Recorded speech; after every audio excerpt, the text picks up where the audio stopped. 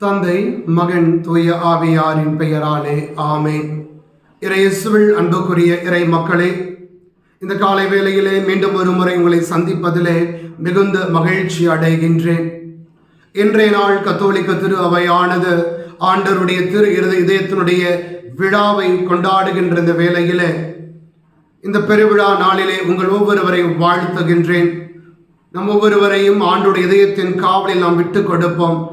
ஆண்டவருடைய இதய காவலில் இருந்து கொண்டு தீமைக்கு எதிரான போராட்டங்களிலே நாம் வெற்றி அடைவோம். குறிப்பாக இன்று நற்செய்தியிலே நாம் சிந்திக்க போன்ற நற்செய்தி பகுதி யோவான் நற்செய்தி 19ஆம் அதிகாரம் 31 முதல் 37 வரை உள்ள இறை வார்த்தை பகுதிகள். அன்பார்ந்தவர்களே, இங்கே படை வீரன் ஒருவன் இயேசுவின் விழாவை ஈட்டியால் குத்துகின்றான். அந்த விழாவிலிருந்து தண்ணீரும் இரத்தமும் புறப்படுகின்றது. இதனுடைய அடையாளம், இந்த மண்ணுலகின் மீது கடவுளுடைய இதயமானது என்றும் தன்னுடைய இரக்கத்தையும் பேரன்பையும் கொட்டிக்கொண்டேதான் இருக்கிறது. எனவேதான் இன்றைய நாளின் விழாவை நாம் கொண்டாடுவது என்பது, ஆண்டவருடைய இதயத்துக்கு விழாவை கொண்டாடுவது என்பது கடவுள் நம்மீது கொண்டிருக்கின்ற பேரன்புக்கு நாம் விழா எடுக்கின்ற ஒரு நாள். அன்பார்ந்தவர்களே, அவ்வாறு இருக்கிற பொழுது கத்தோலிக்க திருவை நமக்கு கற்றுக் கொடுக்கின்ற ஒரு ஜெபம் இருக்கிறது. இதயத்தில் தாழ்ச்சியும் தூய்மையும் நிறைந்த இயேசுவே, எங்களுடைய இதயத்தை உம்முடைய இதயத்தை போல மாற்ற வேண்டும். நம்முடைய இதயம் எப்படி இருக்கிறது? இயேசுவின் இதயம் வெளிப்படுத்துகின்ற பண்புகள் என்னவாக இருக்கிறது? பல நேரங்களில் நம்முடைய இதயங்கள் குறுகி கிடக்கிறது.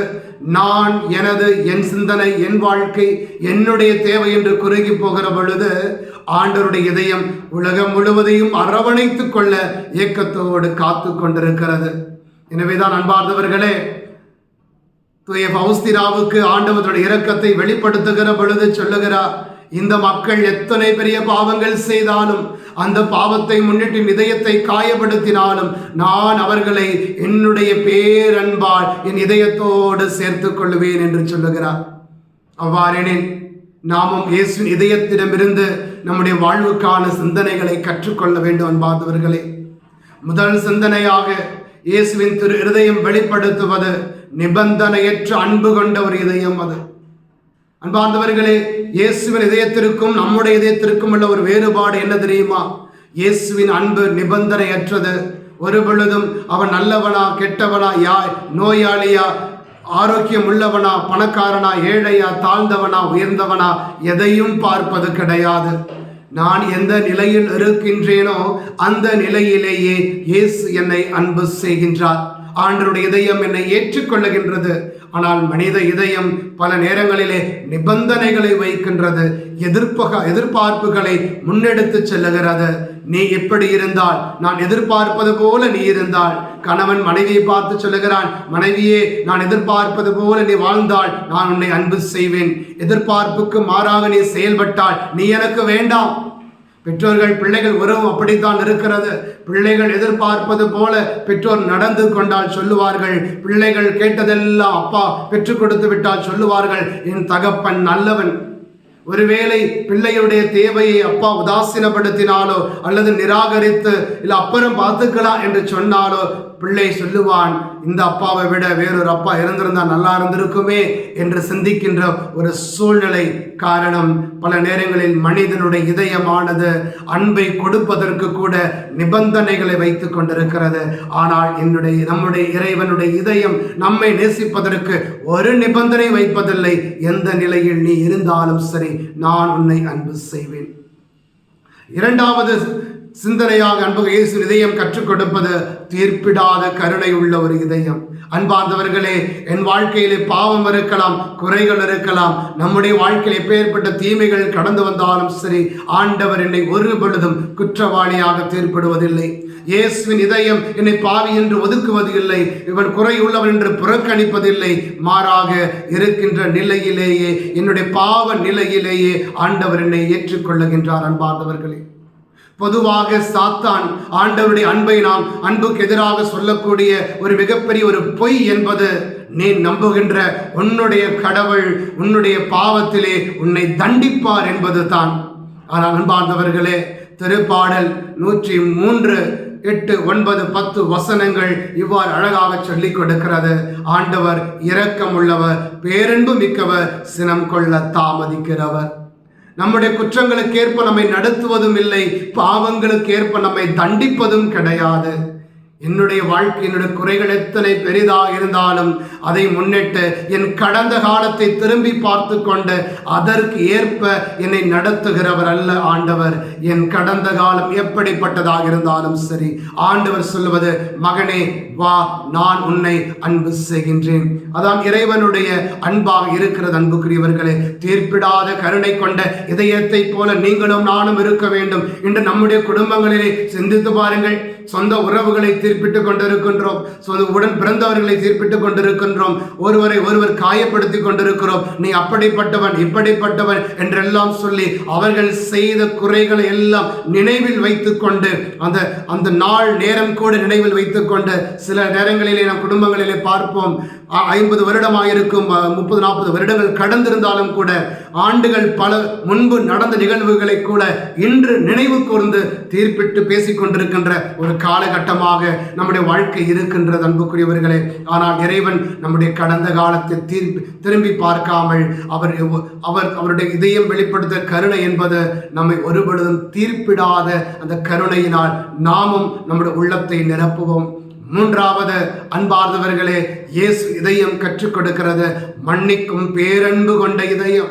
அன்பார்ந்தவர்களே, என்று நம்முடைய வாழ்க்கை ஒன்று சிந்தித்து பார்க்கிற பொழுது பல நேரங்களில் நம்முடைய உள்ளமானது பழிவாங்கும் எண்ணத்தோடு இருக்கிறது. எனக்கு எதிராக அப்படி செய்து விட்டான், எனக்கு எதிராக இப்படி பேசிவிட்டான், என்னை இப்படி ஏமாற்றி விட்டான் என்றெல்லாம் சொல்லிக்கொண்டு பிறர் நமக்கு எதிராக செய்த தீமையின் சுமையை நாம் தலையில் சுமந்து கொண்டு அதற்கு பழி வாங்குவதற்காக உள்ளம் துடித்து கொண்டிருக்கிற பொழுது சிந்தித்து பாருங்கள் அன்புக்குரியவர்களே, நம்முடைய தெய்வம் பழி வாங்காத ஒரு தெய்வம். நாம் செய்த குறை எத்தனை பெரிதாக இருந்தாலும் மன்னிக்கின்ற ஒரு தகப்பனாக ஆண்டவர் இருக்கிறார். அதைத்தான் உதாரி மகன் நிகழ்விலே நாம் பார்க்கின்றோம் அன்புக்குரியவர்களே. அங்கே தவறுகள் பல செய்து திரும்பி வந்த மகனை நீ இதையெல்லாம் செய்தா என்று எண்ணிக்கையிட்டு பட்டியலிட்டு அவனை தீர்ப்பிடாமல் அவனை ஏற்றுக்கொண்டு மன்னித்த தெய்வம். மன்னித்ததனுடைய விளைவாக எதையெல்லாம் பாவத்தினால் இழந்தானோ அனைத்தையும் அப்பா அவனுக்கு திரும்ப கொடுக்கின்றார், திரும்ப கொடுத்து ஆசீர்வதிக்கின்றார். அவ்வாறெனில் நம்முடைய வாழ்விலும் பாவத்தினால் நாம் இழந்த எல்லா ஆசீர்வாதங்களையும் நம்மீது இறைவன் கொண்டிருக்கிற பேரன்பை முன்னிட்டு நம்மை ஆண்டவர் மன்னித்து நாம் இழந்ததை எல்லாம் திரும்ப கொடுக்கிற வேளையிலே நீங்களும் நானும் என் நம் சகோதரனை, நம் சகோதரியை, நம்முடைய உறவுகளை, நமக்கு எதிராக செயல்பட்டவர்களை, பேசியவர்களை முழு உள்ளத்தோடு மன்னிக்க நாம் தயாராக இருக்கின்றோமா? மன்னிப்பு பெறுவது என்பது மன்னிப்பு கொடுப்பதற்காகத்தான். எனவேதான் சீராக் புத்தகத்திலே 28ஆம் அதிகாரம் 3வது வார்த்தை இவ்வாறு சொல்லுகிறது, கடவுளாகி ஆண்டவருக்கு முன்பாக மன்னிப்பு வேண்டி நிற்கிற பொழுது நீ உன் சகோதரனை மன்னித்து விடு. அப்படி மன்னிக்காவிட்டால் கடவுள் மட்டும் நலமளிப்பார் என எப்படி நீ எதிர்பார்ப்பாய்?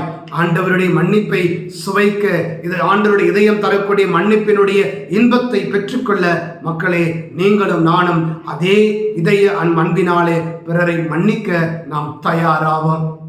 எனவே அன்புக்குரியவர்களே, மீண்டும் ஆண்டவருக்கு மன்றாடுவோம். இதயத்தில் தாழ்ச்சியும் தூய்மையும் நிறைந்த இயேசுவே, என்னுடைய இதயத்தை உம்முடைய இதயத்தை போல மாற்றும் ஆண்டவரே. அன்பு தந்தையே இறைவா, எங்கள் மீது கொண்ட பேரன்பினாலே இதோ ஒரே மகன் எங்களுக்கு அளித்து அவருடைய இதய அன்பினால் இன்றும் எங்களை அன்பு செய்து கொண்டிருக்கிறவரே, எங்களுடைய சொல்லாலும் செயலாலும் சிந்தனையாலும் ஆண்டவர் இயேசு இதயத்திற்கு எதிராக செய்த பாவங்களை முன்னிட்டு, அன்புக்கு எதிராக செய்த பாவங்களை முன்னிட்டு நாங்கள் மன்னிப்பு கேட்கிறோம்.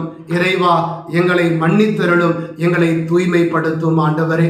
நாங்கள் இயேசு இதயத்தினுடைய அன்பினால் தூண்டப்பட்டவர்களாக அவருடைய இதயத்தை போல் எங்கள் இதயமும் மாற்றம் அடைந்து ஆண்டவரை நாங்களும் பரிசுத்தமுள்ள பிள்ளைகளாக, அன்பின் பிள்ளைகளாக வாழ எங்களை ஆசீர்வதியும். பரிசுத்த ஆவியானவரே, எங்கள் இதயத்தை இயேசு இதயத்தை போல மாற்றிட உதவி செய்யும். அன்னை மரியாளே, இரக்கத்தின் அரசியே, எங்களுக்காக வேண்டிக் கொள்ளும். ஆமேன்.